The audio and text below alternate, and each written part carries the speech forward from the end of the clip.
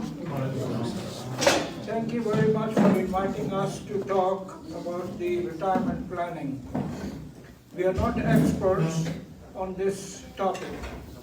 If you have detailed information, you go to the Social Security office and they will give you all the information. All we can do is make you aware of what Social Security and retirement is. Let me first introduce my brother Khurshid. Iqbal, please raise your hand. Yes, okay. He is a member of the ISGVF for many years, including he was even a secretary earlier on of the society. Dr. Khurshid Iqbal is a pharmaceutical scientist with 30 years of experience in pharmaceutical industry. He has worked for Johnson & Johnson, Hoffman LaRouche, and many other large organizations. He was a senior vice president and CSO at KBI Biopharma Incorporated. He earned his PhD from the University of Sciences in Philadelphia. He is a good friend and a great supporter. Myself, I am an electrical engineer with master from Birmingham University in England. I have worked for many years. My specialty is electrification of trains. And I work for many companies, including SEPTA. I think that should be enough.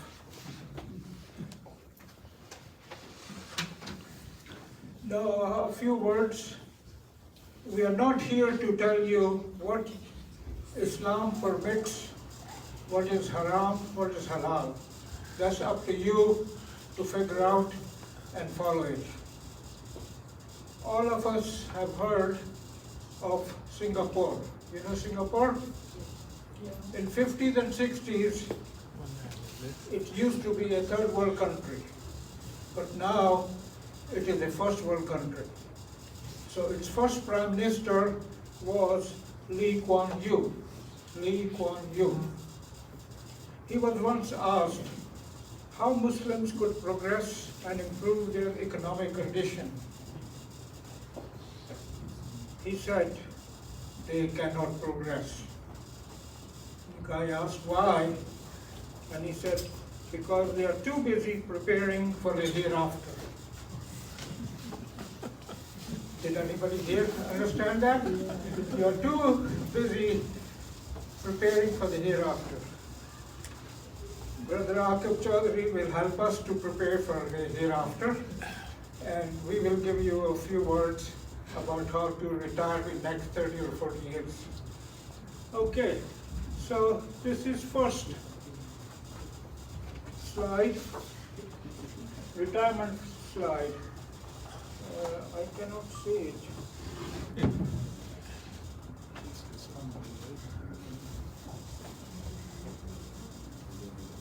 Yeah, that's better. Yeah. Okay. Take the mic out. Yeah. Now, you can retire at the age of 62, the earliest, or you can retire at the age of 67. Now, when you're 67, you get full Social Security retirement. Now, you can retire even after 67, at the age of 70, when you would get a larger Social Security. But if you retire at the age of 62, your Social Security, which is calculated for the age of 67, is reduced by a certain amount. Now, Social Security, you as a worker in a company, you contribute 6.2% of your salary, and your employee contributes 6.2% of the salary also. So together, you contribute about 12.4%. Now, you have to work for at least 10 years to qualify for Social Security. If you work for less than 10 years, then you cannot qualify. Now I think, and I'm not 100% sure, you can say, for example, you work for 9 years, you can add money to the, you can give money to the government, a certain amount they will tell you, and then you can get Social Security equivalent of 10 years. Now, the benefits of Social Security depends on your contribution. Let me explain you that. If two people are working for 20 hours, for example, or 20 years, for example, and one earns less than the other, then the first one who earns less than the other will get less Social Security. The one who contributes more of 6.2%, will get more Social Security. So that's the difference. So if you are a high salaried person, you may get the full Social Security, but if you are an ordinary worker, you might get less Social Security. Now this is interesting. My sisters should probably pay attention to that. Even if a sister has not worked for even one day, not even for one day, but when the husband gets a Social Security, if she is 62 years old, she is entitled to 10% of his Social Security. 10? Additional, 10, 50%. 50%. Let me give you an example. If your husband earns gets a Social Security of $2,000, then you will get Social Security of $1,000, 50% of your husband's earning. Sorry about that. Now, if you're getting a Social Security and you have a child under 18 or children under 18, they will also get benefit.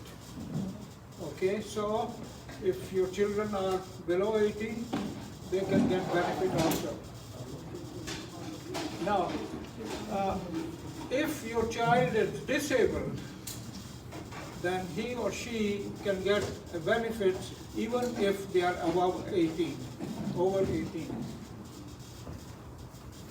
Now, divorced ladies, or even men these days, you also qualify, and provided that you have been married for 10 years. So, if you're married for 10 years and you're divorced, then you qualify for Social Security also. And then the benefits is for blind people who can apply, and also disabled people can apply.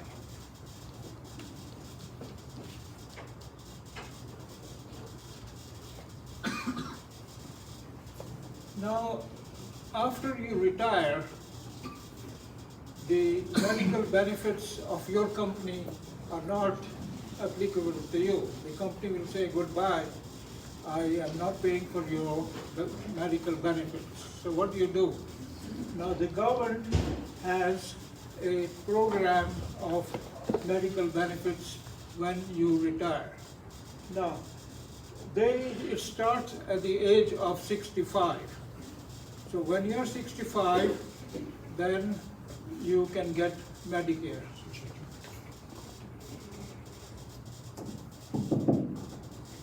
Thank you. Okay, now Medicare comes in 4 parts. You should really understand and study it if you have not retired yet. Now part 1 or part A is free. You don't have to pay anything for it. You are covered for hospital care. You're covered for skilled nursing, and you're covered for hospice.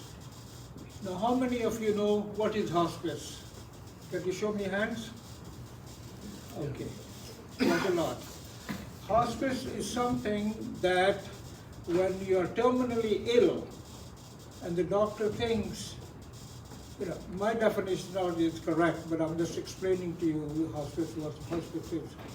If somebody is terminally ill and the doctor thinks he or she will die within 6 months, then, and the doctor stops giving medicine or, care to that patient, then that patient goes into hospice. So what it is you reduce the pain of the person.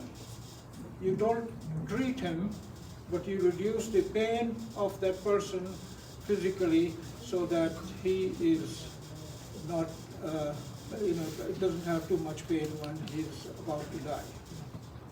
So these three things, and then skilled nursing facility is also included. So these are free. You don't have to pay for anything. Now Part B. Now Part B is when you are required to pay a premium per month, every month. For example, I'm retired and I'm paying a premium of about $150 a month. You may pay less or more depending on your income. Now that Part B covers doctor services when you go and visit a doctor or whatever, outpatient care, home health care, medical equipment, and some preventive services like flu or COVID. So, in other words, you have to pay a premium every time, every month.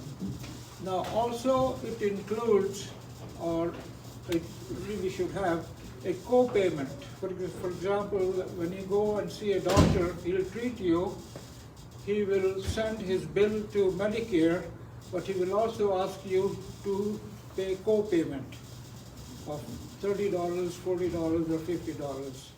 So you still have to pay a co-payment. Now, Part C. Part C is a medical advantage system whereby you can have more facilities by paying a little bit more. So these days you've probably been hearing on TV all these companies advertising. They are really advertising for Part C.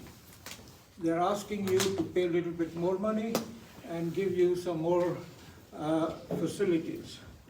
So they include, if you are on Medicare, your vision is not included.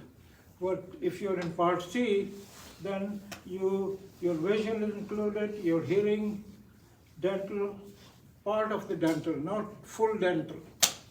Dental can be very expensive and only partly covered. And remember, you have to pay the co-payment always.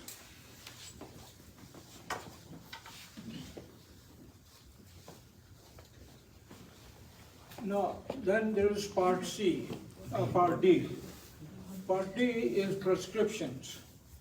Now, those of you who have had some illness, you probably find that prescription medicine can be very, very expensive. So if you apply for Part D, you can get prescription, but you still have to pay co-payment.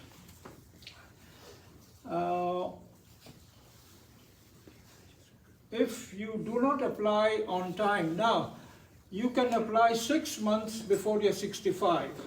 6 months before 65, but definitely when you're 65. If you do not apply for certain provision within the age of 65, then the government penalizes you. And Brother Khurshid Iqbal will tell you a story of his own, how he was penalized. This is very good. Maybe we can I can tell you, when I became eligible for Medicare, I was not on any prescription drug at that time, none. Therefore, I thought, why should I include the prescription? But to my surprise, 6 months later, I got hit with a penalty that is going to last the rest of my life. It is a very unfair system. It's very unfair system, so please be careful. You must join these Medicare plans, because if you don't join them, because A is free, but you have to join B and D, whether you are on prescriptions or not, regardless of that, you have to join them. They want your money for that reason. Unless you're working and you have insurance. Unless you are covered by another insurance company.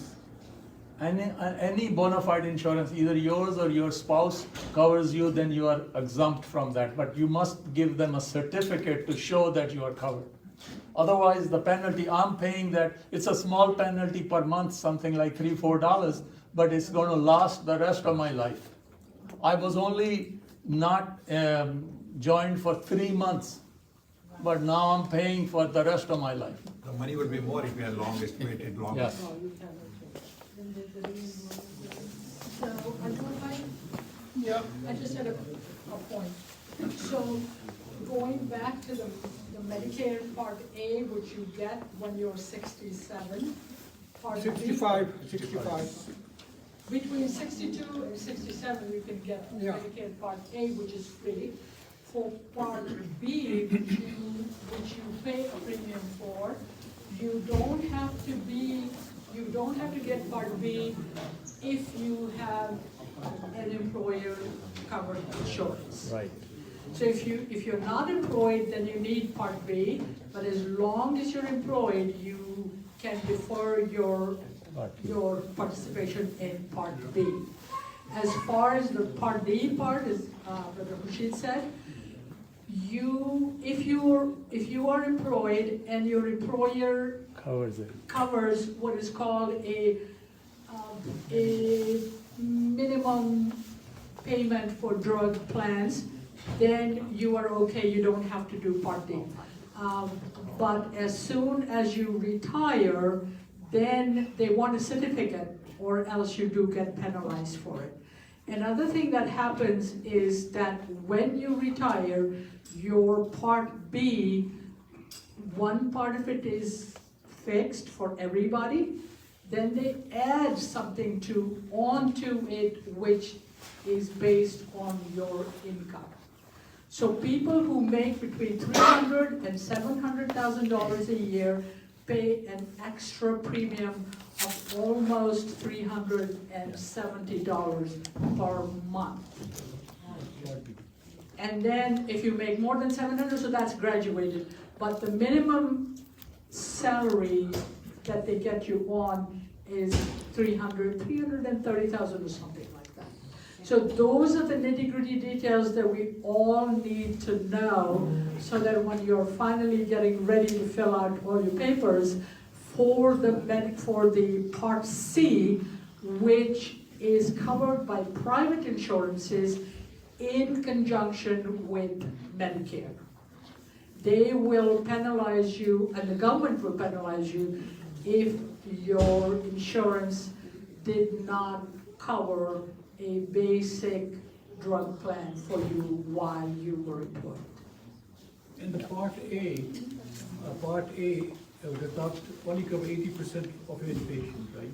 So you have to get the. No, it depends. Yeah. It depends. Maybe So take those depending on questions what at the kind of end. an insurance you have Open with the question and medical, with the Part C, that's where it depends on what your co-pays are going to be, how much is going to be your in-network expense, what is going to be your maximum deductible, and so on and so forth. So that will depend on which private insurance you get to give you the vision and the dental and all the other benefits that Brother Ajmal showed you. We will take the questions at the end, because otherwise you are going to get distracted. Can you wait? Yeah, just wait. Just finish it and we'll take that question. The important thing is that it is quite complicated. And you should, when you are about 64, 62, 63, depending on when you are going to be on Medicare, you should do a lot of research, ask friends, or find out from online or something to figure out what is best for you. Okay, now disability benefits. the government gives you disability benefits also. Now, people who cannot work can apply for disability. I've already mentioned spouse, over the age of 62 can also get benefits. She will get, or he will get, 50% of the Social Security of the other part. Now, if the spouse is less than 62 and has a disabled child under the age of 16, she can also qualify for some benefits. And unmarried child who is over 18 but disabled, he or she can also qualify for disability. So the point is, many of us are not aware of these things. Please, if a situation like that happens to your family, you should go to Social Security office or go online and do research.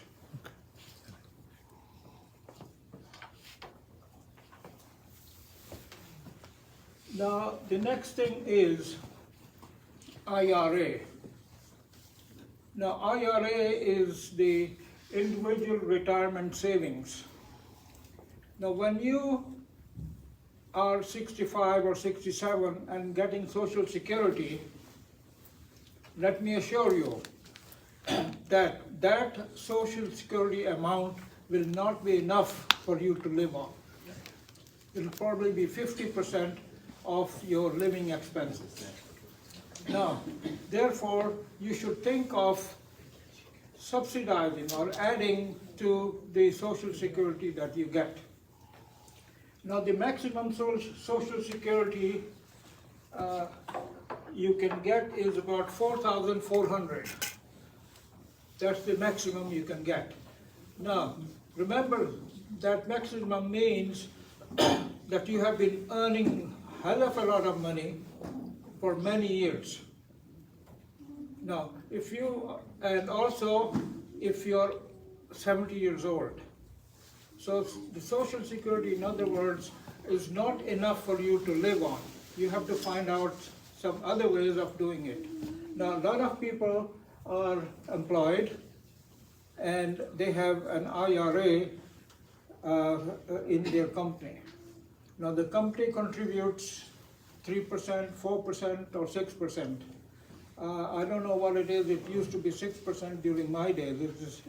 Do the companies contribute 6% these days? Up to 6%. Yeah. 3 to 5, 3 to 6. Yeah, 3 to 6. So then you match your money with the company's contribution. Maximize it, because that amount of money is not taxed. And then when the two are combined and put in a fund, that fund is also making money. So for example, if you earn $100,000 and the company gives you 6% IRA, so they'll put in $6,000 in the fund. You put in 6,000, maximize it, 12,000, and the fund hopefully over the year makes 3 or 4%. So that's about 15,000 you can save every year. That's your own savings. I mean, that's the savings through company. Now, IRA also allows you to save your own money. So the own money is a maximum of $22,500 per year. So you save from the company, and you also save separately each year $22,500. Before tax. Yeah, but that's you already pay tax on that. You see? You could, yeah, either way, yeah. Is that non-tax? Yeah, sorry. Yes, you will not be taxed on that. You're right.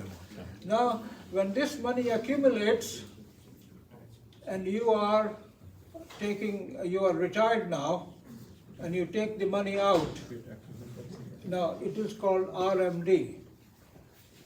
The money that you take out, or the money that you're allowed to be taken out by the government, is approximately 4% of the amount of total IRA that you have.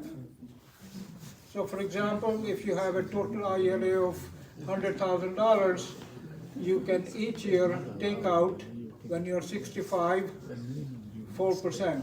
That means 4,000. So it's like an income. That 4,000 plus your Social Security, that's you live on. That's what you live on. But that's after age 72. Yes. That is Yeah, they keep raising that age. Yeah, it was started with 70, now it is up to 72. After 72 RMD, Yeah. you have to take it out. That's the minimum. Right now, that's what it But is. remember, many of you are 35, 40, 50. By the time you are ready to 80 retire, years, 80 the years. age, the age factor will go up. Which is good. And Which is good. you have to work probably longer than now. That will be required minimum. That doesn't mean we cannot take out.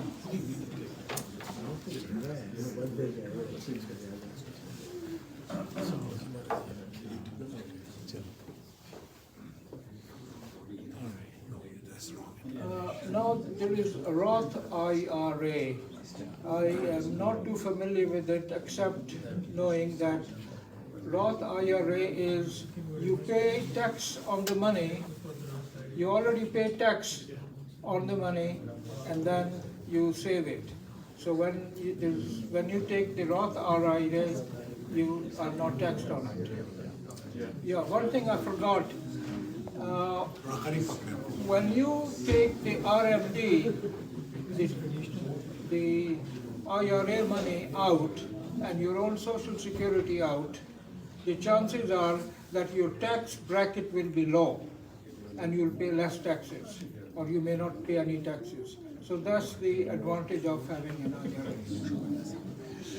Okay, so for more information, please consult Social Security Handbook, which is online, and it tells you and gives you a lot of details.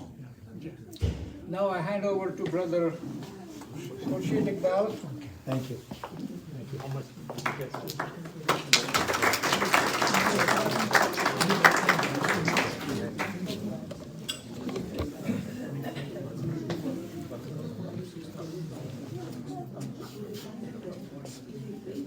I just wrote a bunch of headers for retirement planning. This is really not only with healthcare or IRA or anything. This is generally the planning that I believe one should take an account of when they are getting ready to be retired. So the first thing is to set goals when you are close to retirement. And the one thing that one has to be very careful is to be realistic about your goals.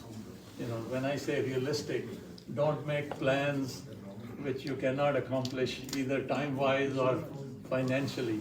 So, you know, that's very, very important. Also, factors like, keep in mind the factors like travel, healthcare, hobbies, personal goals, where you want to be. Those are very important. Where do you want to be located? Some people have these great ideas that they would like to move to Florida or Hawaii, and then they realize after moving that that was really not what they wanted. So it's very, very important to see where you would be happy, where you will be happy with your friends, family, and other areas, because nothing more important than that. So that's really what I want to convey. Estimate retirement expenses. Many people have calculated that you need approximately 70% of your income at least to in the retirement age. This is like at least 10 years old, but maybe with inflation things have changed. So 70% of your current income is likely that you would need in a retirement age. So, you know, you can create those comprehensive lists for the retirement and see, you know, your housing, your healthcare. Healthcare is a very big expense in the retirements, and one should not ignore that. Brother Ajmal has gone through this, and I will touch a little bit at the end, so we'll see. So estimating those retirement expenses are very important. Then assessing the retirement income also, where you may have Social Security, if you know, that is, most of the people have that. And then, some people, if they retire early at 65 or 67, they have a lot of years left, so they can do part-time job, consulting, many other secondary type of income.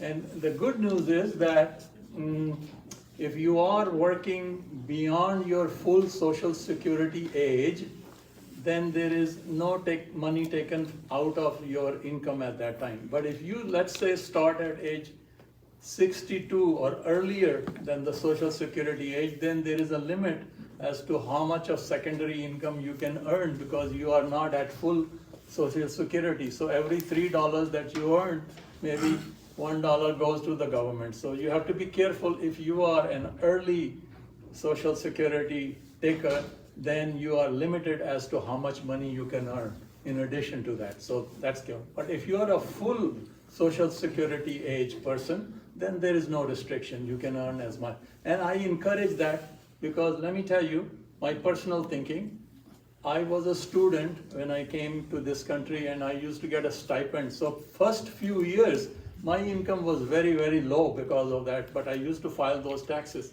So when I, after retirement, did consulting, but it's not only the consulting, you have to have a W-2 income to be able to increase your Social Security. So if you do a part-time job after retirement and you get W-2, your earlier years can increase Social Security. So if your income now at retirement is higher than those earlier years, then after 2-3 years, they recalculate and they increase your Social Security. So that's very important. Don't let that go. Yes? So I just wanted to make a comment. We talk about working later in life so we can get more Social Security benefits. If you look at the graphs and you look how much money you may make $100 extra a month. So then you have to weigh, do you want to work because you like what you're doing, or because you want an extra $100 at the end of the day? It's not that big a difference. Correct. Thank you. So at any rate, if your earlier income was very low, then I think that difference is still good. It depends, Most of the people who retire, they work as consultants, so that does not qualify for that. If you happen to be in a situation where there is a W-2 and you are doing a one-day's job or something, which is also very rare, then it can make a difference. Anyway, assessing your retirement incomes, when Social Security planning, this is also very interesting, because for spouses who have not worked, with the spouses who are working, for example, husband is working and wife is a housewife, she is eligible to 50% of the husband's Social Security. And even if she joins at 62, there is no deduction. This is a very interesting point. If the wife had her own Social Security and she were going to file for Social Security at 62, that'll be her personal deduction. Depending upon which Social Security is the 50% of the husband more or her own more.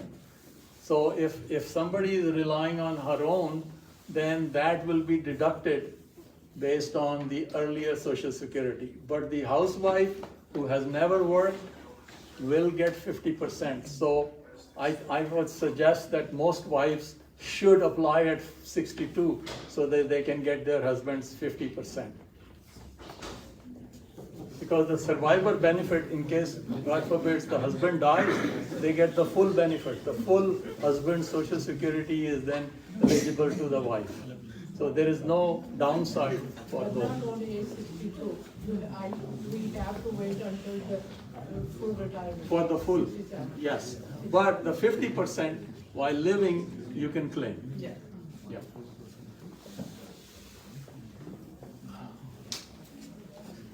So regarding the investment strategies, I think everybody would say, and there are lots of people who are here much more qualified than me, that the general rule is to diversify your investments, kind of spread it out. You may have many different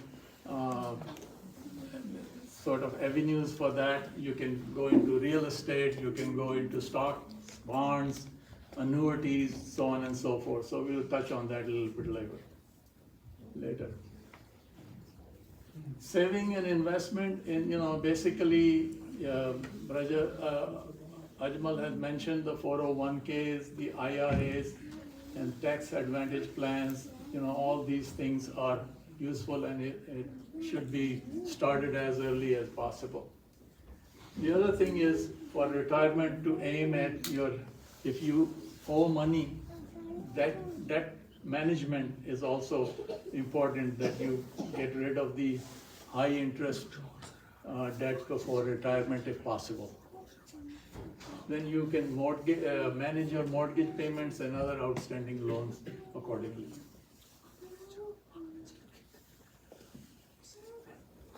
So consider the healthcare expenses, including insurance premiums, deductibles, out-of-pocket costs, etc. One thing I want to say here is that there are regular Medicares, and then there is these advantage plans.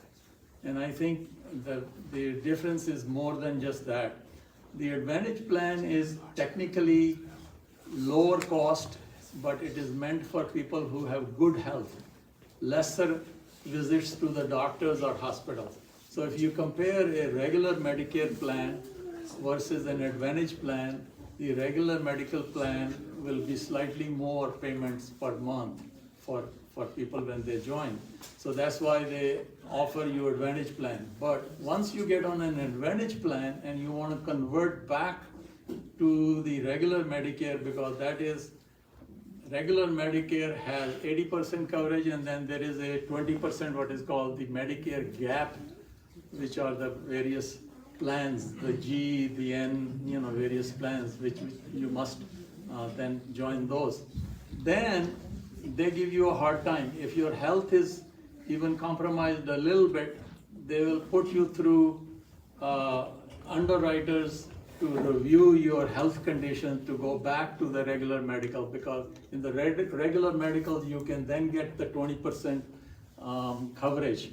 Whether a plan G or N or many different letters which have different values and you contribute. So be very careful if you are on Advantage for whatever reason, and in your later years you will need the higher medical care, then it's better to go back to the regular Medicare and then the gap that it offers. Emergency funds, this is another thing. Disasters can happen. It doesn't see any age or anything, so one should be prepared for those. The rule of thumb is to at least have a one year income saved in a bank, so anything happens that you can cope with that. Inflation, we are seeing the inflation. The government says it's about 8%, but in reality it's more like 30%. If you go, everything has gone up. Prices of food has almost doubled in some cases, so inflation is very critical. And tax planning, of course, as Brother Ajmal mentioned, depending upon your income, if you earn more, even your pension, if anybody is lucky enough to have pensions, because most of the companies are not giving pensions, I am lucky enough to work for pharma companies which are still giving pensions, at least at my age. The newcomers are not getting those pensions. So if anybody is getting pension in addition to Social Security, that's a great deal. But pensions are not state taxed in Pennsylvania, for example, but in many other states also, like Florida does not tax them. So you can also change your state based upon these kinds of things, whether you are taxed in that area or not. But the federal tax is also levied on Social Security now, depending upon your income. So if your income is high, up to 70–80% of your Social Security is also taxed. So tax planning is very important therefore, because if you get into this RMD, which is the required minimal distribution from your IRA, that can just add a big chunk to your income all of a sudden, and then you see, oh, you got taxed. So you have to really plan how you want to do that. Also, estate planning, which is very, very important, is that you really need to see what kind of planning you want to do for your children and wife and or loved ones, you know, after you're gone, and that's important, and you should, you know, look at that. So you should create an update for your estate planning documents, consider impact of estate tax, plan for transfer of assets. Longevity risk, this is another risk that now with everybody living in good health, sometimes very long, you know, above 80 or 90, and actually both Medicare's and Advantage, they run out after X number of months or weeks, and then you are on your own. So the longevity can blessing in disguise in a way that you have no way of sustaining yourself. So be very careful as to how you want long-term care. Either you subscribe to insurance for long-term care or some other plans. And last thing to do is to continually monitor and adjust these plans for retirement as you go along, because things change quite rapidly. I think this is it. And we will open for questions. Yes, sir. Yeah, if you retire and go live overseas, like Pakistan or Yes. Yemen, I came from Yemen. Yes. How is this gonna? I think you still get Social Security. You can live outside of United States. A lot of Americans are living in South America and countries. I have friends in Pakistan. They come yearly and they collect, and some of them have opened a bank account here, so they get their check. What about Medicare? Medicare only covers Oh, emergency. Medicare. Emergencies only. I think, yeah, that Covers is, only emergencies. there is only certain Medicare that covers, not the full Medicare. So you really need to check on that, you know, what is covered. There are certain gap plans which will cover you while you are traveling outside. You know, for example, you know, the 20% or the other, what's it called, the Medicare gap, they'll cover you while you are traveling, but not necessarily when you are living there full time. Yes, sir. Can you just please explain more about this, the wife that she can get the 50% of the Yes, the Social Security, husband, and yes. the son if he's handicapped below 22 years, if his age like less than 22 years. Yes, I am not very thorough on the handicapped son. You'll have to inquire that from Social Security. But I've heard that the wife who has not worked on her own is eligible even at 62 for 50%, because she does not have any other her own income. So she can definitely get 50%. So this 50% is discounted from like the Social Security of the husband? Yes, So like, let's say, You're getting 4,000, she'll get 2,000. so I get 4,000, yes. they gave her 2,000 for her. You now have 6,000 in the combined income. No, you get 4,000, she gets 2,000. I see. So now the total income of the household is 6,000, which is a good deal. So, Brother, I think you should go to the Social Security and find out about the disability of your son or daughter, because even if they are over 18, they may qualify. No, he's over 18, you know that. Okay. Yes. Just a reminder, every year, those of us who are over 62, I think, get a book from Medicare. I think it's every October or September or something like that, where it talks about the various healthcare options that are available to individuals. And believe me, you read it for the first time, it makes absolutely no sense at all. It's very complicated, it's very wordy, and it's confusing. So you need to read, speaking for myself, I had to read it at least 3 times before I could even understand what they were trying to tell me what to do. They never really come out and tell you how to do it, but they throw all these numbers at you and they want you to make a decision. It's a really critical decision that you have to make because healthcare expenses are a huge chunk out of your money, God forbid, if you did not choose the right plan for yourself. So pay a lot of attention to it. I have a question for you. Yes.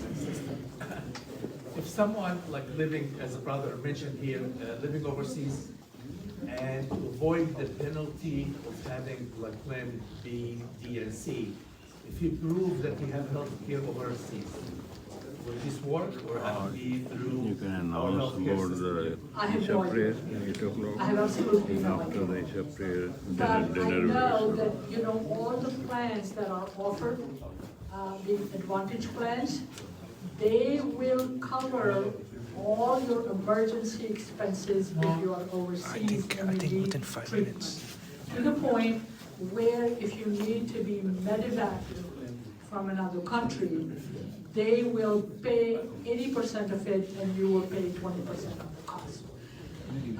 That goes across board, but that's for emergency use, for emergencies only. I don't know what the thing for routine coverage is.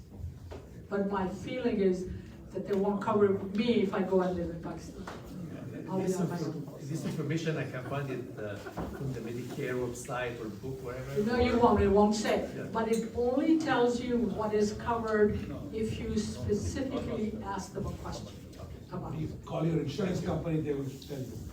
Your insurance company will tell you if it's covered outside, what it is covered. Yes.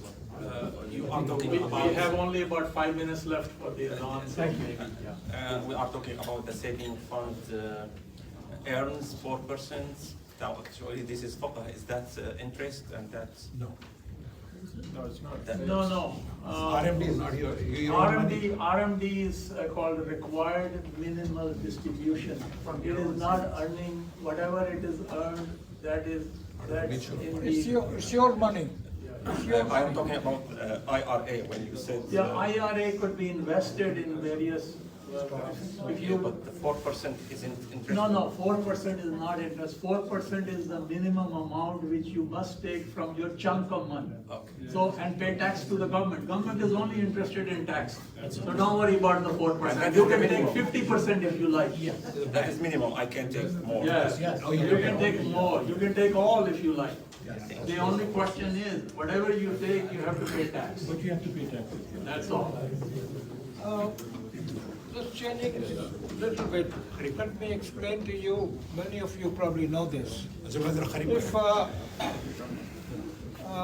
If a husband dies, then all the property goes to the wife, tax-free, tax-free. Now, if she dies, and both of them, husband and wife, are dead, then the children inherit the money. Now, there is 4.5% inheritance tax in Pennsylvania. So they would pay 4.5% inheritance tax. Now, that's one thing. The other thing is, you can give in 2023, but it will increase in 2024, $17,000 to anybody as many times as possible. For example, if you have 3 kids. As gift. As a gift. If you have 3 kids, you can give them 17,000. And you can give your nephew or your niece So one way, and we don't want to do that, if you want to reduce your estate and give it to your children while you're living, you can do that tax-free. Okay, the other thing is, which probably doesn't apply to all of us, is that you can give $11 million to your children, tax-free. Provided you have 11 million. So while you're living. So, but if you have 1 or 2 million and you want to give it to you so that your estate becomes less. Your estate becomes less and you will not be taxed. If you name them in your will, they'll still have to. The will, if you name them in the will, it doesn't work there. If you name them in the will, they still have to pay taxes. You have to write your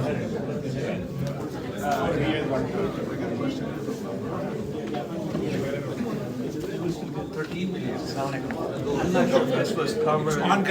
One of the things with longevity, and I'm not sure if this applies to our community or Muslims in general. One of the things I hear from our, colleagues at work, let's say if their grandfather or dad is dementia setting in, it is good idea to dispose of all of your income or your money before dementia sets in and now you're in a nursing home. Yes. Because they will take your money before Medicare kicks in. Absolutely.